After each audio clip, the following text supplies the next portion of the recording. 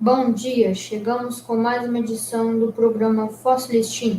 Hoje recebemos o Dr. Tiago Marinho, da Universidade Federal do Triângulo Mineiro, UFTM, que abordará sobre o Cretáceo do Triângulo Mineiro. Bom dia, Tiago. Seja bem-vindo ao Fóssil. Obrigado por participar do nosso programa. Bom dia, Arthur. Obrigado pelo convite, obrigado por me escutar um pouquinho. Vamos para as perguntas. O Triângulo Mineiro pertence a qual bacia sedimentar? Bom, o Triângulo Mineiro, a sua maior parte está assentada em cima da Bacia Bauru, que é uma bacia sedimentar do Cretáceo Superior, com uma idade mais ou menos entre 80 e 66 milhões de anos. A Bacia Bauru, por sua vez, ela está assentada sobre a Bacia do Paraná, que são rochas mais antigas que vão até o Cretáceo Inferior, mais ou menos nos 135 milhões de anos, que é a idade máxima, né, dessa bacia do Paraná. E a Bacia Bauru, ela é reconhecida pelo seu conteúdo fossilífero. Tem muitos fósseis, principalmente de vertebrados. Quais os principais grupos de animais pré-históricos que foram descobertos na região? Bom, aqui na região, a gente tem um predomínio, como eu falei, da Bacia Bauru, dos fósseis do Cretáceo Superior, mas também tem alguns fósseis um pouquinho mais recentes, né, do Pleistoceno. Tem a preguiça gigante aqui de Uberaba e os mastodontes de Araxá, que está ali no Alto Paranaíba, mas também acaba sendo relacionado aqui com a nossa região, além de um fóssil também de mastodonte em Campina Verde. Mas vamos lá, falar um pouco sobre o que tem de principal. O Triângulo Mineiro é reconhecido pela paleontologia por conta dos vertebrados, principalmente. A gente tem hoje, aqui em Uberaba, 3 espécies descritas de titanossauros, que é Trigonosaurus price, Bauru-Titan britoi e Uberaba-Titan ribeiroi. Depois, a gente tem aqui em Uberaba ainda a ocorrência de dinossauros carnívoros, como os abelissauros, os Maniraptora e os Megaraptors. E, num contexto maior, aqui no Triângulo Mineiro, a gente tem uma outra espécie de titanossauro, que é o Machacalisaurus topai, lá do Prata, e também a ocorrência de dinossauros carnívoros, como os abelissauros mesmo, né? E também a gente identificou recentemente um noassaurídeo lá na região de Campina Verde. Além dos dinossauros, o Triângulo Mineiro tem uma quantidade grande de fósseis de crocodiliformes. Então a gente tem aqui em Uberaba os perossaurídeos, como o Uberaba-sucos e o Perosaurus. A gente também tem os Itaçuquídeos, como o Itaçucus zuinoi, o Labidiosucus amicum, que é um notossúquio avançado, seria um crocodiliforme terrestre e herbívoro aqui de Uberaba. E ainda aqui no Triângulo Mineiro a gente tem outros grupos de crocodiliformes, como os Baurossuquídeos, que ocorrem lá na região de Campina Verde, principalmente, mas também tem uma ocorrência aqui em Uberaba, na formação Uberaba, e os esfagessaurídeos, com uma espécie que a gente descreveu recentemente, que é o Caipirasucus mineiros. Bom, aí depois a gente tem as tartarugas. As tartarugas, elas são comuns, relativamente comuns aqui no Triângulo Mineiro, mas todas as espécies foram descritas e identificadas até o momento são daqui de Uberaba, mais precisamente do sítio paleontológico de Perópolis. Depois a gente tem os peixes, com diversos grupos de peixes, e em quantidade menor, talvez sejam mais raros mesmo, os invertebrados. A gente tem fósseis de moluscos, como os bivalves e os gastrópodes, microfósseis, como os ostrácodes, e plantas, a gente tem muito poucas plantas. A gente tem basicamente só pólens e esporos que foram encontrados até o momento aqui em Perópolis. Mas por conta das características ambientais aqui do período Cretáceo, que era um ambiente oxidante, ou seja, um ambiente onde os elementos que estavam ali se oxidavam mais facilmente, por conta do clima mais quente e seco, esse ambiente acabava não sendo propício para a preservação dos vegetais, já que os ambientes oxidantes eles acabam degradando os componentes principais das plantas, que são a celulose e a lignina. Então, são fósseis extremamente raros de serem encontrados aqui, apesar da grande quantidade de animais herbívoros que a gente encontra. Então, se tem os herbívoros, seguramente tinham plantas aqui que eles podiam se alimentar, mas por conta das condições ambientais, a gente não consegue encontrá-los, né? Então, esses são os principais grupos de fósseis que a gente encontra aqui. E um outro destaque, Uberaba é o único lugar do Brasil onde são encontrados ovos de dinossauros completos.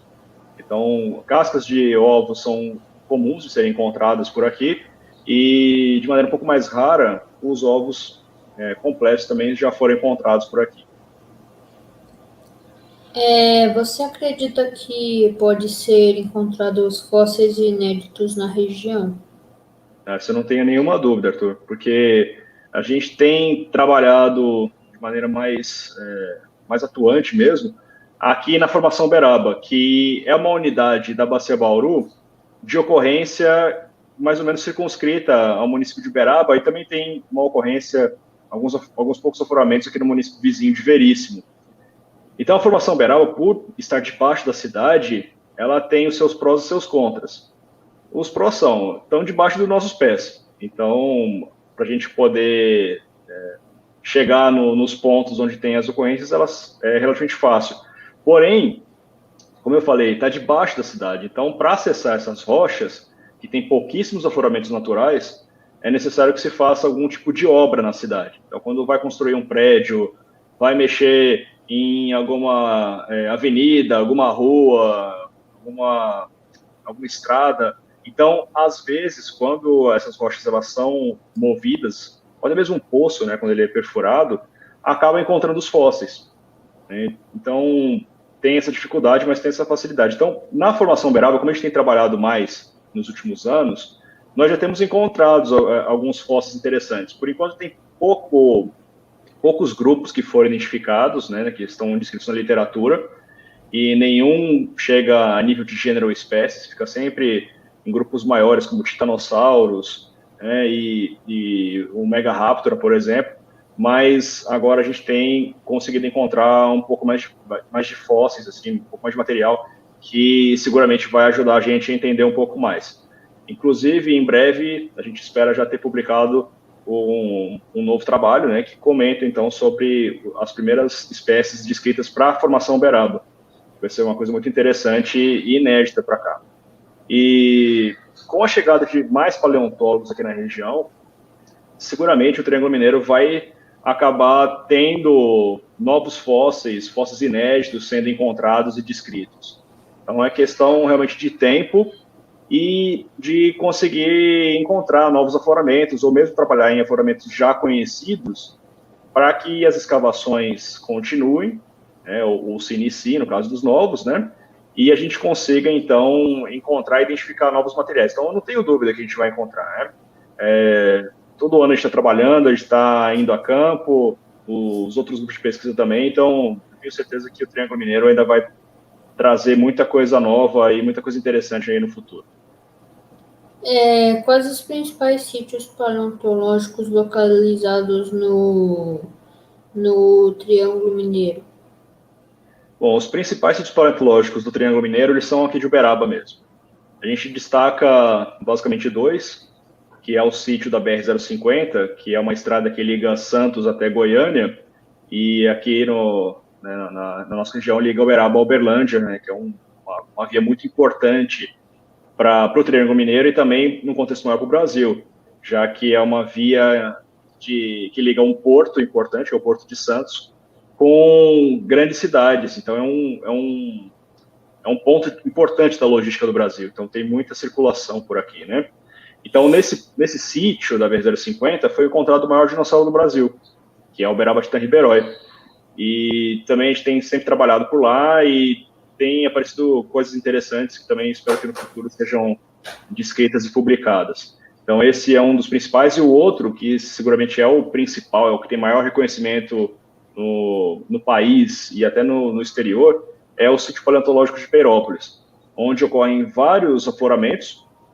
Fica só a 2 quilômetros de distância do nosso museu e do nosso laboratório de pesquisas, então a gente tem essa facilidade de chegar lá no sítio paleontológico de Peirópolis, e de lá saíram diversos grupos de dinossauros, crocodiliformes, tartarugas, peixes, invertebrados, tudo isso que eu comentei com vocês antes, né, sobre os principais grupos de fósseis do Cretáceo Superior, todos, de alguma forma, saíram de lá. Tá? Tem representantes lá em Peirópolis, então é um sítio muito importante. Saindo aqui de Uberaba, tem outras localidades que são importantes do ponto de vista paleontológico, que é o município do Prata, né, um afloramento que tem na rodovia que liga Prata a Campina Verde, de onde saiu o Machacalissaurus topaz, que eu comentei com vocês, que é um titanossauro relativamente bem completo, ele tem vários elementos de todo o corpo praticamente, né, preservado, é muito interessante, até restos de crânio preservado,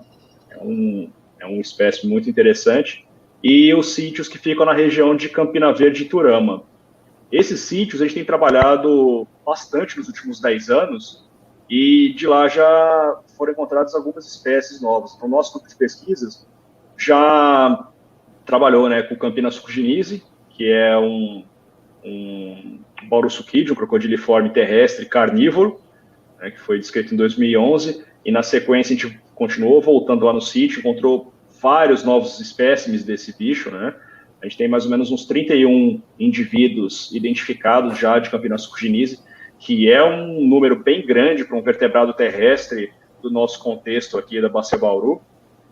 E mais recentemente a gente descreveu o Caipirasucos mineiros, que é um Sphagesaurídeo, um pequeno crocodiliforme terrestre e herbívoro. Então, esses dois táxons, eles foram encontrados no sítio paleontológico Fazenda Três Antas, que é um dos principais lá de Campina Verde.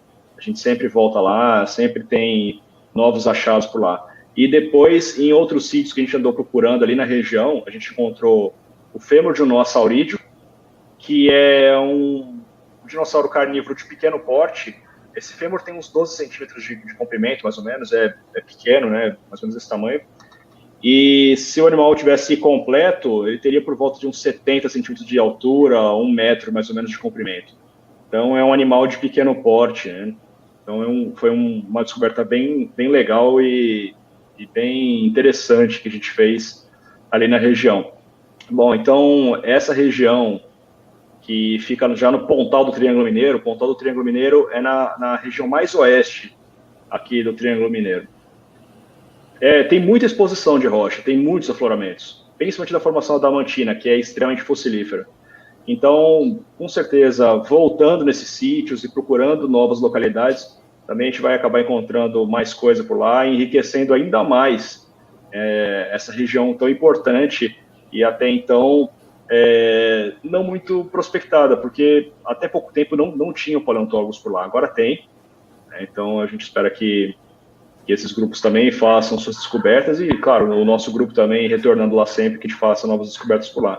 Então, os principais sítios do Triângulo Mineiro, eu considero esses. Depois, a gente tem um sítio que não fica na Bacia Bauru, mas fica na Bacia do Paraná, onde foram encontrados troncos de árvores, né, de coníferas, que ficam lá no município de Uberlândia. Na verdade, fica entre Uberlândia e Araguari. São uns troncos bem interessantes, são do Cretáceo inferior, da Bacia do Paraná, da formação Botucatu. Também um sítio que eu considero muito importante por conta de ser a única localidade no Triângulo Mineiro onde são encontrados esses tipos de fósseis, os fósseis de troncos de árvores. Né? Então, é um sítio bem interessante também. Quais as maiores dificuldades encontradas pelos pesquisadores da região? Bom, eu destaco duas aqui. Uma que não tem muito o que fazer, que é o clima, né?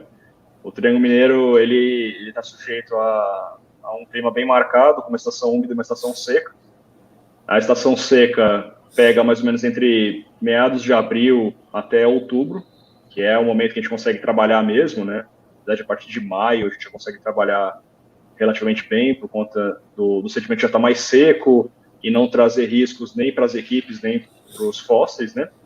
E a estação úmida que pega então de outubro até meados de abril é muito complicado de trabalhar porque chove, né? E as chuvas muitas vezes são torrenciais, né? São muita água que cai, e isso acaba infiltrando nas rochas e atrapalhando o nosso trabalho. Então não dá para trabalhar nesse período de outubro até abril, né? Então a gente tem entre abril e outubro para trabalhar, que parece bastante tempo, mas na verdade não é muito tempo. Porque, como eu falei, a gente consegue começar a trabalhar mesmo a partir de maio, mais ou menos. Porque tem que esperar aquela rocha secar, que está encharcada, né, secar. Depois a gente tem que preparar o sítio, a gente tem que limpar o sítio para poder chegar nas rochas e fazer o trabalho. Mas o principal problema que a gente tem, a principal dificuldade que a gente tem, e não é exclusividade das pesquisas aqui no Triângulo Mineiro, mas no Brasil como um todo, é a falta de recursos. Então, a gente tem experimentado nos últimos anos, progressivamente, uma redução das verbas para pesquisa, e não só na paleontologia, na verdade, né, mas na pesquisa como um todo e na própria educação.